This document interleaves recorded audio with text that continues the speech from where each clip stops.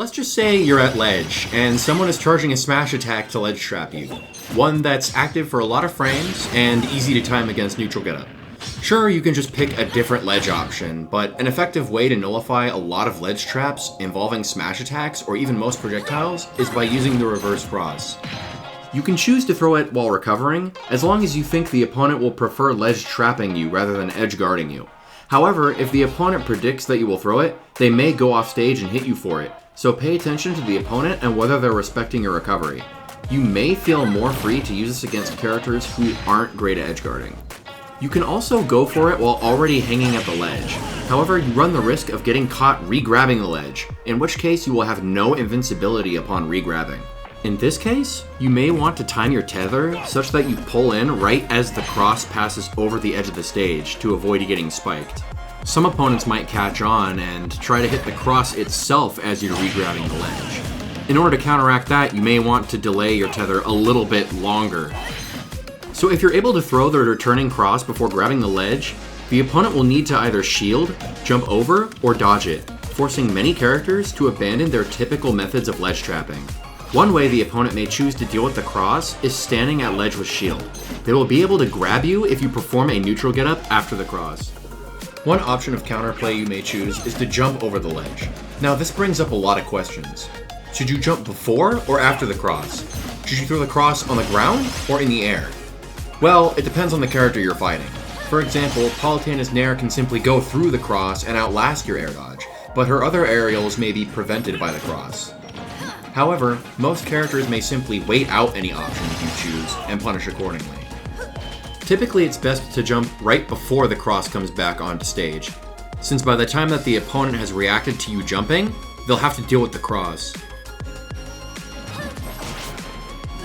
Now what if you decide to roll instead? Let's look at some frame data. Dropping shield in Ultimate takes about 11 frames. However, if the opponent shields the cross, they have to endure an additional 7 frames of shield lag plus 3 frames of shield stun, making it take roughly 20 frames to drop shield. Jumping typically takes 3 frames out of shield, but will take 13 frames if the opponent shields the cross. This makes it so that if the opponent shields the cross at the ledge, it's extremely difficult to punish roll.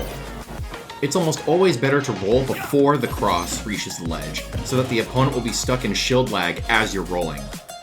Palutena can parry the cross and is still unable to true punish the roll with a dash grab.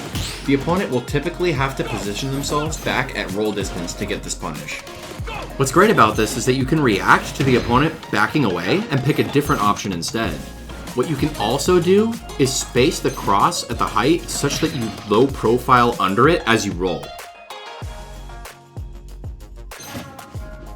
Some characters with counters may use it to their advantage by countering the cross. Just be aware of them and potentially be ready to call out their counters.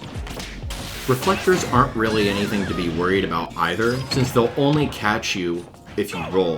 That's because if the returning cross is reflected, it'll keep going in the same direction. Not to mention that it also is transcendent through projectiles. Lastly, if you manage to get a pixel-perfect spacing on the height of the cross, it'll actually pass through the floor of the stage such that Richter won't absorb it, but it can hit other opponents on the ground. This can allow you to pick a ledge option at any time you want without absorbing the cross. As you can see, every option has its counterplay. Obviously, this isn't an immediate get-out-of-jail-free card. However, it reduces the likelihood of you getting ledge trapped while also practically nullifying ledge traps that involve projectiles or smash attacks, since the opponent must either jump, shield, or dodge. Hopefully this guide can serve as some kind of resource to help your disadvantage and overall gameplay. Thanks for watching, and stay tuned for any future content.